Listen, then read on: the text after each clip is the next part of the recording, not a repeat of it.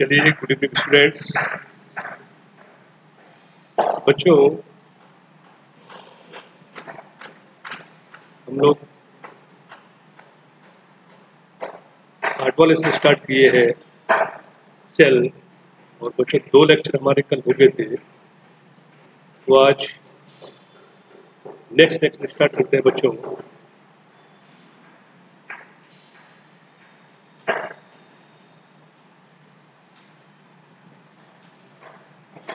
कोशिका क्या है ये हमने पढ़ लिया था। कोशिका सिद्धांत बच्चों पढ़ चुके हो।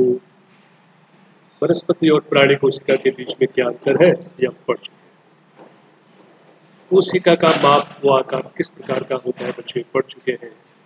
आज नेक्स्ट टॉपिक स्टार्ट कर रहे हैं, वो है प्रोकैरियोटिक कोशिकाएं, जिसे कहते हैं उचित उदाहरणों की सहायता से इसको समझाना। प्रोकैरियोटिक कोशिकाएं, मैंने आपको कल कहा था, प्रोकैरियोट जो है ये एक ग्रीक वर्ड है। प्रो मीन्स प्रिमिटिव, कैरियोट बच्चों केंद्रक से आया है।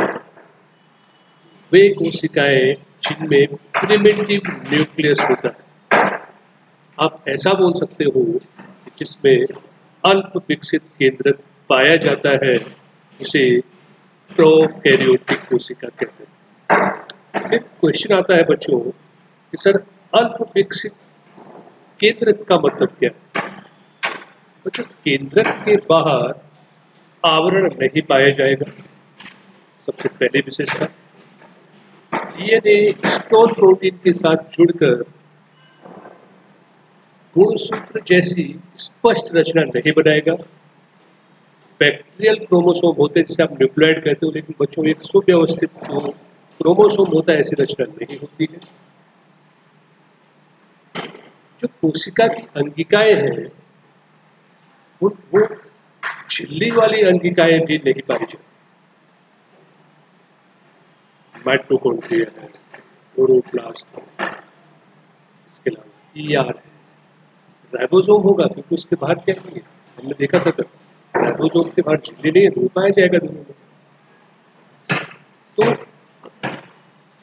एग्जाम्पल, प्रोकैरियोटिक कोशिकाओं में बच्चों जीवाणु आते हैं, जितने सारे बैक्टीरिया हैं वो सब इसी में आते हैं।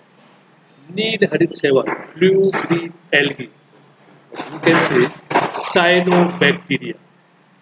माइक्रोप्लाज्मा हमने कब देखा था, सबसे छोटी कोशिका प्रारूपिक जीवाणु, टिपिकल बैक्टीरिया। ठीक है बच्चों। प्यूरोनिमोनिया लाइक ऑर्गेनिज्म, पीपीएन, एग्जाम्पल हो गए। सामान्य रूप से बच्चों जो प्रोकैरियोटिक कोशिकाएं होती है ये यूकैरियोटिक कोशिकाओं से बहुत छोटी होती है, लेकिन इनमें विभाजन बहुत तेजी से होता है।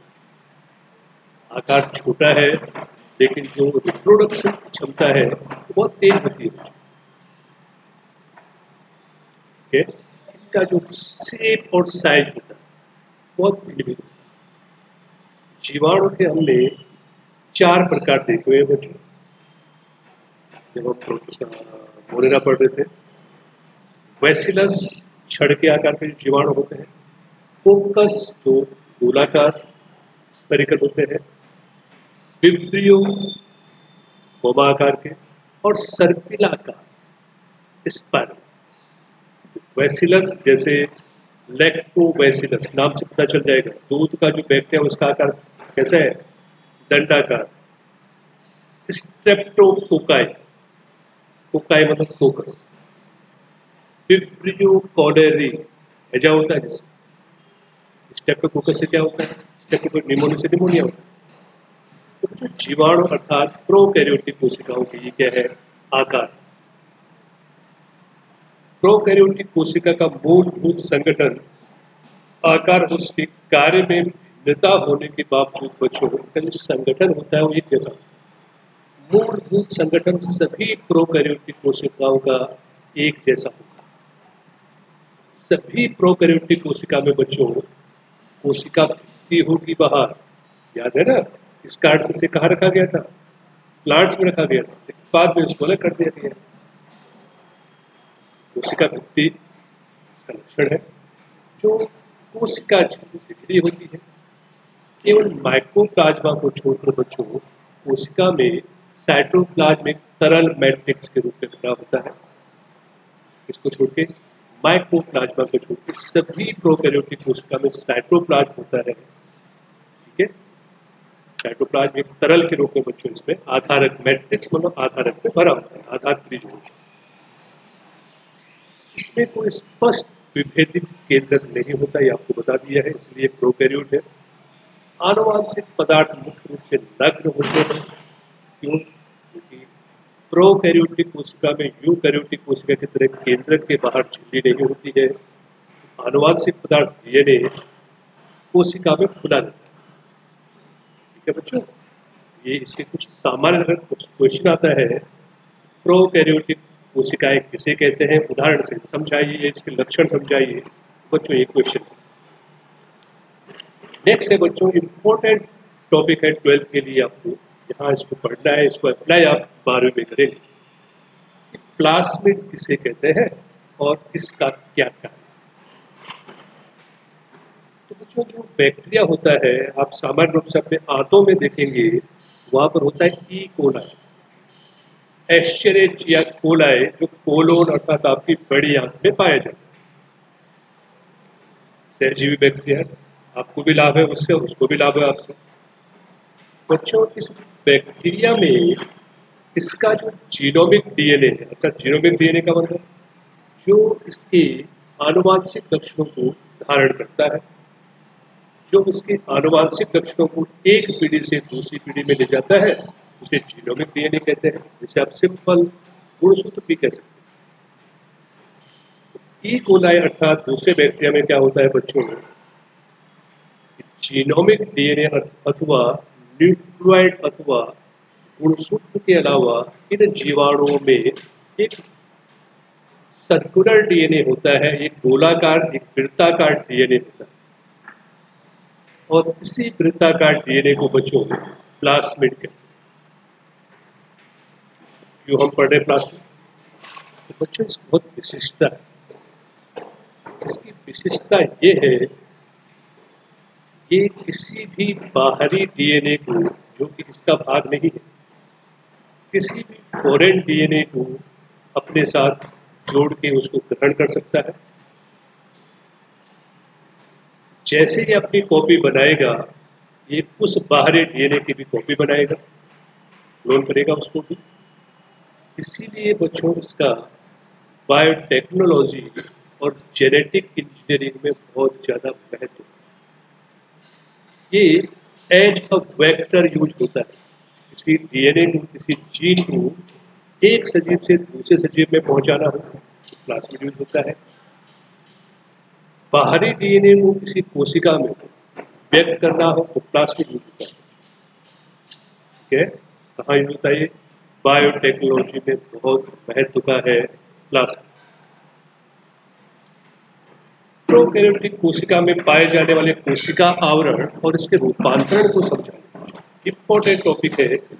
प्रोकैरियोटिक कोशिकाओं में इसका जो आवरण होता है वो विशिष्ट होता है। विशिष्ट क्यों होता है? आपको पता है बच्चों, ये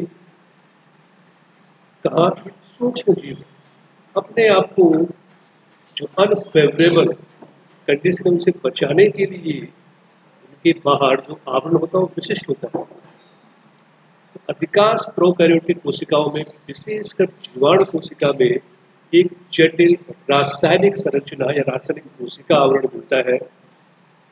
इनमें कोशिका आवरण दृढ़ता पूर्वक बंध कर बहुत मजबूती से जुड़कर 3 स्तरीय रचना बनाती है। याद रखना बच्चों, बैक्टीरिया में जो कोशिका आवरण है उसमें 3 स्तर। सबसे बाहर का स्तर बच्चों इसे ग्लाइकोकैलिक्स का आवरण है। सबसे बाहर का आवरण क्या है? ग्लाइकोकैलिक्स का है। उसके बाद कोशिका भित्ति है, और सबसे अंदर जैसे कोशिका में होता है वो जीव द्रव्य झिल्ली। हालांकि तीनों आवरण का काम बच्चों अलग अलग है, लेकिन तीनों मिलकर एक सुरक्षा इकाई बनाते हैं, प्रोटेक्शन यूनिट बनाते हैं। इसके लिए प्रोकैरियोटिक कोशिका, ये बच्चों ऐसी ऐसी जगह पे पाए जाते हैं जहाँ पे एक सामान्य जो सजीव है उसके पाए जाने की संभावना बिल्कुल नहीं। किस कारण से? इसी आवरण के कारण से। कितने हैं? 3 आवरण। सबसे बाहर ग्लाइकोकैलिक्स का आवरण है, फिर कोशिका भित्ति है, और फिर जीव द्रव्य झिल्ली। सबसे पहले बच्चों ग्लाइकोकैलिक्स। विभिन्न जीवाणुओं में रचना और मोटाई ग्लाइकोकैलिक्स की अलग अलग होती है। कुछ में ये क्या करता है कि बहुत ढीला सा एक आवरण बनाता है, इसे बहुत ढीला आवरण, इसे स्लाइम लेयर कहते हैं, अवपंक परत कहते हैं, बहुत म्यूकस जैसा, श्लेष्म जैसा, इसे श्लेष्मी आवरण भी कहते हैं, या अवपंक परत, बहुत चिपचिपा सा बना। दूसरे बैक्टीरिया जो होते हैं कठोर आवरण वाले हो सकते हैं। अगर आवरण कठोर है उसे कैप्सूल कहना है अथवा संपुटिका कहना है। अगर आवरण ढीला है उसे अवपंक परत कहनी है, और ग्लाइकोकैलिक्स का आवरण बहुत कठोर है तो बच्चों इसे संपुटिका अथवा कैप्सूल कहना है। ये हो गया ग्लाइकोकैलिक्स, जो कि सबसे बाहर का आवरण। दूसरा है कोशिका।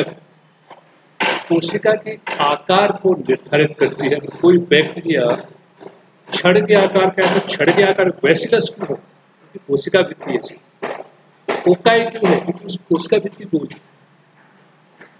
विब्रियो क्यों है? आकार का क्यों है? क्योंकि उसकी कोशिका भित्ति है। कोशिका भित्ति कोशिका के आकार को निर्धारित करती है। यह सशक्त संरचनात्मक भूमिका प्रदान करती है जो जीवाणु को फटने और निपातित होने से बचाएगी। फटने से बचाएगी या उसको डिकम्पोज होने से बचाएगी, निपातित होने से बचाएगी। तीसरा है जीव द्रव्य झिल्ली। आप इनको पॉइंट वाइज देखिए।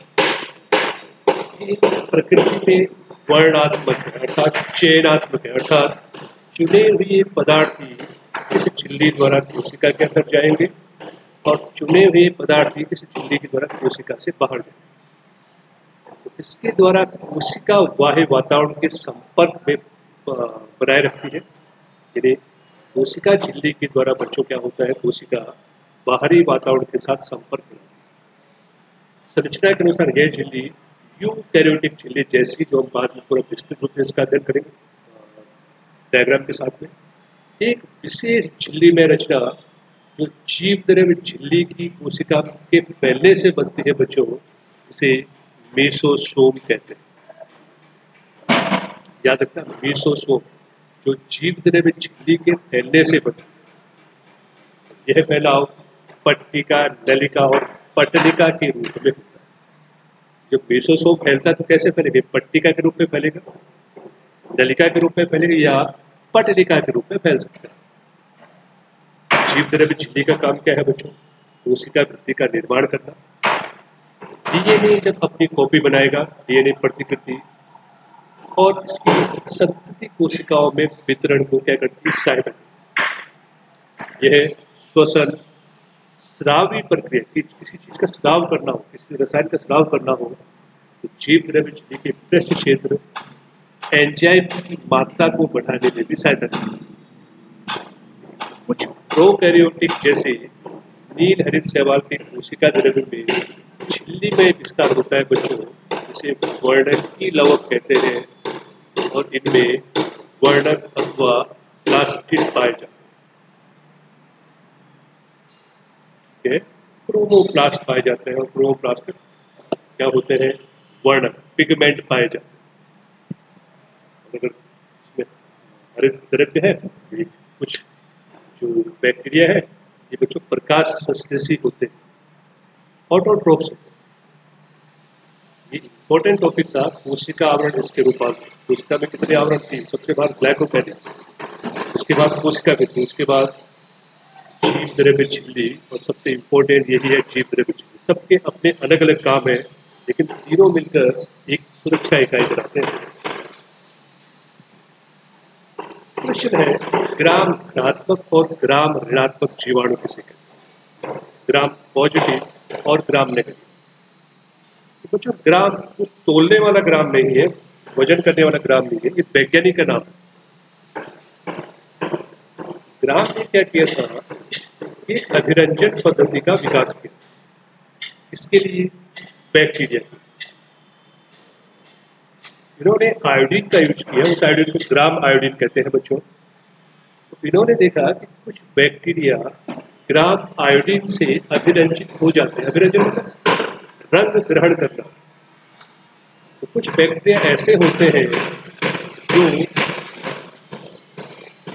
ग्राम आयोडीन से अभिरंजित हो जाते हैं। उन्हें बच्चों ग्राम ऋणात्मक जीवाणु कहेंगे। और जो ग्राम आयोडीन से अभिरंजित नहीं होते हैं, उन्हें ग्राम ऋणात्मक जीवाणु कहेंगे। क्या है ग्राम ऋणात्मक? जो ग्राम अभिरंजक से अभिरंजित हो जाते हैं, उन्हें ग्राम धनात्मक, और जो ग्राम अभिरंजक से अभिरंजित नहीं होते हैं, उन्हें ग्राम ऋणात्मक है। ये बैक्टीरिया को क्लासिफाई करने का एक तरीका है, एक विधि है। जीवाणु कोशिका किस प्रकार से एक स्थान से दूसरे स्थान पर चलती है? जीवाणु कोशिका बच्चों ये चलायमान भी हो सकती है और अचलायमान भी हो सकती है, मोटाइल और नॉन मोटाइल। एक जगह से दूसरी जगह जा भी सकती है, नहीं भी जा सकती। अगर वो चलायमान है, अगर वो मोटाइल है, उसमें कोशिका भित्ति से पतली संरचनाएं, कोशिका भित्ति जैसे पतली संरचना मिलती है, जिसे कसाभिका कहते हैं। कसाभिका, फ्लैजेला, जैसे आपने यूग्लिना देखा होगा। जीवाणु में कसाभिका की संख्या और उसके विन्यास का क्रम बच्चों अलग अलग होता है। जीवाणु की जो कसाभिका है, फ्लैजेलम है, उसमें 3 भाग होते हैं। तंतु है, अंकुश है, और उसका आधार ये सभी। ठीक है, कसाभिका में कितने भाग है? 3 भाग है। तंतु, अंकुश यानी हुक, और उसका आधार ये बेसल बॉडी भी। तंतु कसाभिका का सबसे बड़ा भाग है, जो आपको दिखता है, और ये कोशिका की सतह से बाहर की ओर फैला होता है। जीवाणु की सतह पर पाए जाने वाली संरचना अगर रोम के आकार की है, उसे सीलिया कहते हैं। क्या बोलते हैं? सीलिया, फ्लैजेला। ठीक है, रोम और छालन की गति में सहायक नहीं होती। रोम लंबी घनाकार रचना होती है, जो विशेष प्रोटीन की बनी होती है। छालन जो होते हैं बच्चों, लघु सूप जैसे तंतु हैं, जो कोशिका के बाहर फैले हुए होते हैं। कुछ जीवाणु में उनको पानी की धारा, पानी का जो करंट होता है, वे पाए जाने वाले चट्टानों और पोषक ऊतकों से चिपकने में क्या करते हैं? सहायता करते हैं। बच्चों, जीवाणु कोशिका किस प्रकार से चलायमान होती है, ये पूरा आंसर है। ठीक है, आज बच्चों आपको इतना करना है, बाकी हम करेंगे कल। राइबोसोम क्या है, प्रोकैरियोटिक कोशिका में पाए जाने वाले तंत्र विश्लेषण उनको पढ़ेंगे कल बच्चों। ठीक है, तो आज आपको बच्चों इतना तैयार करना है।